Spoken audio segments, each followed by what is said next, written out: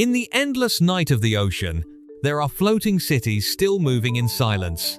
But, unlike the brightness of land, once you are far out at sea, the lights on a large vessel are usually lowered to only what is necessary. The open deck areas grow quieter, many corners of the ship sink into darkness, leaving only safety lights, navigation lights, and the light sources truly needed for operation. If you step onto the bridge, the nerve center of that giant steel mass, what greets you is not a brightly lit room but a space kept deliberately dark. Radar screens, electronic charts, and positioning equipment are dimmed. Night lighting is just bright enough for the crew to observe without destroying their night vision. And absolutely, you will not see a pair of giant headlights sweeping straight across the water ahead. A car without headlights at night is dangerous, but a large ship not using headlights to illuminate its path across the ocean is completely normal operation. Because at sea, the important question is not, how do we light up the water ahead? It is, how does every other ship know exactly who you are, where you are, and which direction you are moving? And the answer is one of the most elegant light-based communication systems human beings have ever created. An international language written in 3 colors: red, green, and white. Welcome to Everyday Things Explained.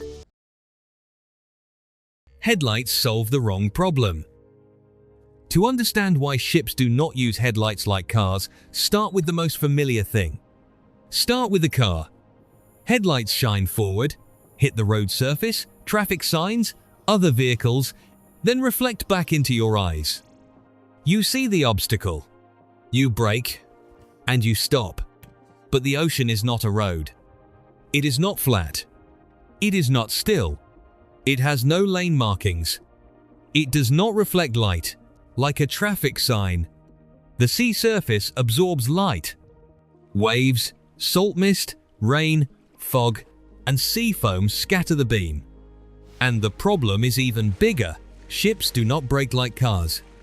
A steel mass weighing tens of thousands of tons needs a long time to slow down or change direction. If danger only appears when it enters the bright cone of a headlight, everything may already be too late. The problem is not that the bulb is not bright enough. The problem is that the headlight is trying to solve a problem it was never meant to solve. So ships do not try to turn the ocean into daylight. They do something smarter. They turn themselves into a signal.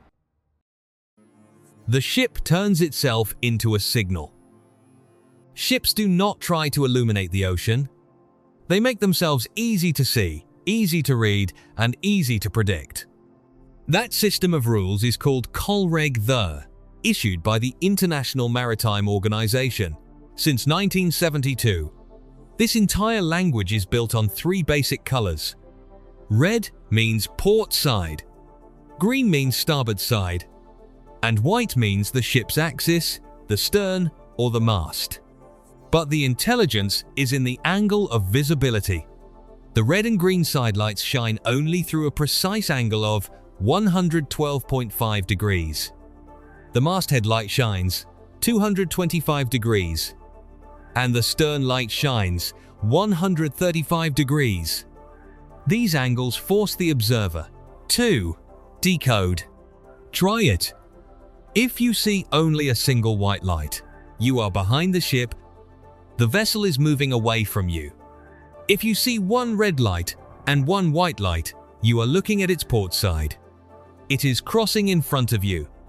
But if you see red, green, and white aligned together, be careful. You are facing the bow and it is heading straight toward you. Those points of light are not decoration. They are words. They answer precisely which way the ship is facing and who it is moving toward. And every maritime officer in the world is trained to read this language fluently. Why the bridge must be dark. Ships do not just abandon headlights. Their navigation area must also aggressively resist light.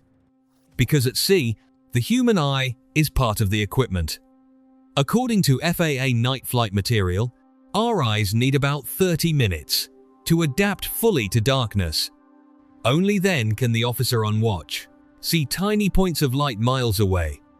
But that ability is extremely fragile. If the bridge is too bright, the eye prioritizes adapting to the nearby environment. Then the faint points of light out on the horizon disappear from awareness. You can test this yourself. Step from a bright room into a dark yard and do not rush to look at your phone screen. Give your eyes a few minutes. Once they adapt, you will see everything much more clearly. When needed, an officer will use extremely dim red light. Because red light disrupts dark adaptation the least, at sea, darkness is not empty space. It is part of the observation system. The invisible layer above the lights. Navigation lights are excellent, but they still have blind spots. In dense fog, light is swallowed by a white wall. When traffic lanes are too crowded, the human eye becomes overloaded. At that point, the ocean operates through an invisible layer, radar, radio waves, and the Automatic Identification System, AIS. Radar finds objects through returning waves. AIS continuously broadcasts identity, position, and speed data. Technology does not erase the old layer of lights. Instead, the layers stack together into a nearly perfect defensive system. That is experience accumulated from the age of steamships to diesel vessels and now satellite navigation. Darkness keeps you safe. Now, look again at the ship from the beginning of the video. It looks like it is running through darkness, but in truth, it is not silent at all. It is speaking in red, green, and white. It is being read by human eyes, radar, and digital data. It does not need to turn the ocean into daylight to pass through safely. If lights are the ship's visible language, then AIS is the ocean's mandatory social network, the place where every ship must declare where it is. In other words, offshore, ghosting is not allowed.